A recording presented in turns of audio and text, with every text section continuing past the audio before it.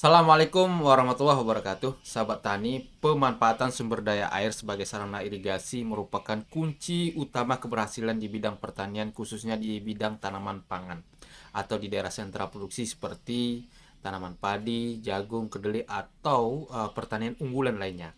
Maka dari itu perlunya pengelolaan air yang lebih partisipatif oleh masyarakat atau petani itu sendiri. Nah, bagaimana caranya?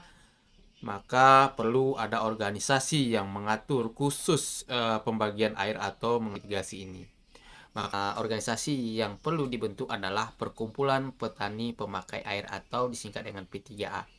Nah, pertanyaan di sini adalah bagaimana cara membentuk organisasi Perkumpulan Petani Pemakai Air atau P3A ini, dan bagaimana syarat-syaratnya dan apa manfaat dari P3A ini. Maka dari itu mari kita simak video ini sampai selesai, tapi setelah yang satu ini.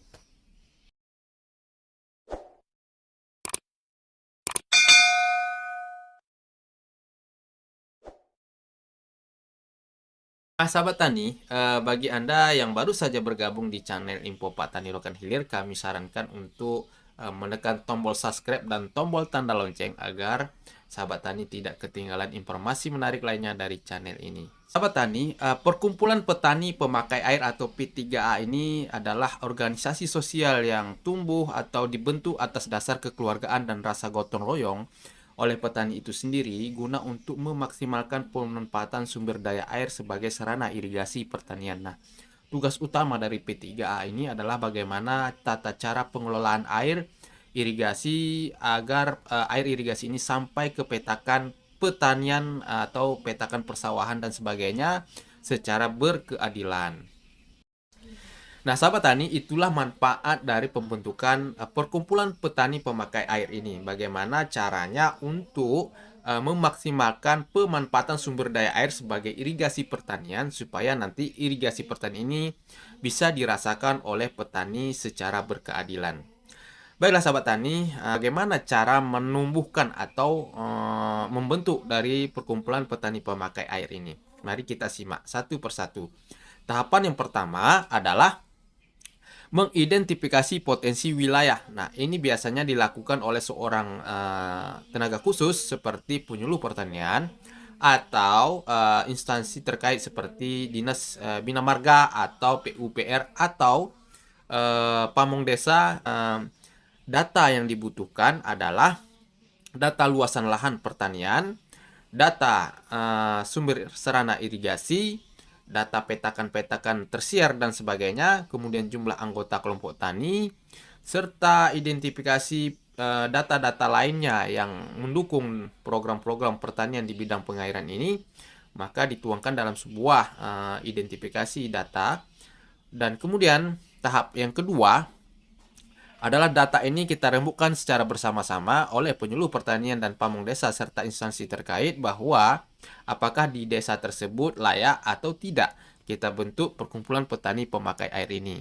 Nah, setelah clear dua tahapan ini, setelah identifikasi kemudian juga dirembuk secara bersama-sama, maka kita masuki tahap yang ketiga, yaitu dengan memusyawarahkan, merapatkan bersama-sama, yaitu yang dihadirkan adalah petani-petani pemanfaatan air, kemudian tokoh tani, kemudian ada dihadiri oleh pamong desa dan penyuluh pertanian serta instansi pembina lainnya seperti Dinas Bina Marga atau PUPR, kemudian ada dinas instansi terkait seperti Dinas Pertanian dan sebagainya. Maka dalam suatu musyawarah ini dibentuklah disepakati bersama pembentukan organisasi Perkumpulan Petani Pemakai Air atau P3A ini. Nah, di dalam musyawarah atau rapat pembentukan ini, hal-hal yang perlu kita kati bersama adalah yang pertama yaitu membentuk nama organisasi itu. Nah, organisasi yang dimaksud adalah P3A, dikasih namanya seperti apa? Contohnya saya kasih P3A Tirta Kencana misalnya, atau P3A Karya Mekar, atau P3A Maju Bersama. Nah, itu contoh. Jadi setelah nanti kita sudah mendapatkan nama dari perkumpulan ini atau organisasi ini, kita tuangkan di dalam sebuah berita acara, kemudian kita lanjutkan siapa pengurusnya. yaitu pengurus-pengurus yang dibentuk di situ adalah ketua, sekretaris, dan bendahara. Ditambah seksi-seksi pembantu yaitu seksi ulu-ulu, kemudian seksi petakan tersier misalnya, seksi pengelolaan sarana alsintan khusus di bidang pengairan misalnya, atau seksi-seksi yang dibutuhkan lainnya. Jadi setelah nanti dapat struktur organisasi ini, ketua, sekretaris, bendahara, dan seksi-seksi, terutama seksi ulu-ulu dan pengaturan pembagian air dan sebagainya, kita tuangkan di dalam sebuah berita acara, dan berita acara ini dibubuhi tanda tangan pimpinan rapat, notulen rapat, serta mengetahui pembina seperti penyuluh pertanian dan pamong desa. Setelah nanti berita acara ini selesai, dituangkan di dalam berita acara, maka dilampirkan dengan sebuah daftar hadir musyawarah tersebut. Setelah nanti sudah selesai berita acara dan daftar hadir ini, maka pembentukan dalam tahap awal ini sudah selesai, dan setelah terbentuk, maka pembina dan organisasi yang sudah terbentuk ini melaporkan kepada instansi terkait, yaitu Dinas Pertanian dan Dinas PU Bidang Pengairan atau Bina Marga di kabupaten. Setelah nanti dilaporkan dengan cara membawa berita acara ini, maka pihak kabupaten akan memproses, baik itu Dinas Pertanian atau Bina Marga tadi memproses berita acara ini untuk mendapatkan surat keputusan atau SK. Nah, SK ini dikeluarkan oleh bupati atau wali kota di mana wilayah pembentukan P3A ini kita bentuk.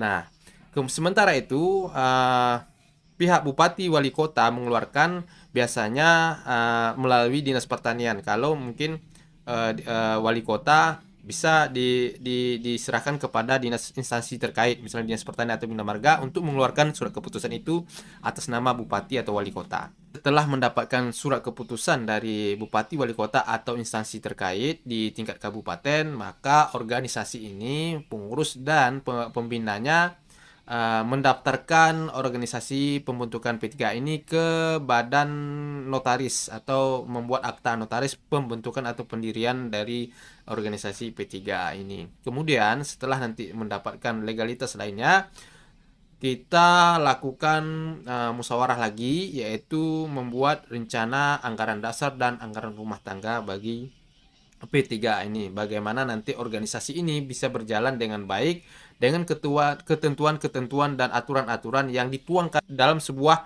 anggaran dasar, anggaran rumah tangga dari kelompok P3A ini. Setelah nanti mendapatkan sebuah aturan-aturan yang dituangkan di dalam ADART atau anggaran dasar, anggaran rumah tangga ini, maka kita lakukan pembinaan lanjut selanjutnya, yaitu organisasi yang sudah terbentuk kita bina bagaimana manajemen pengelolaan P3A, bagaimana manajemen pengaturan air dan sebagainya.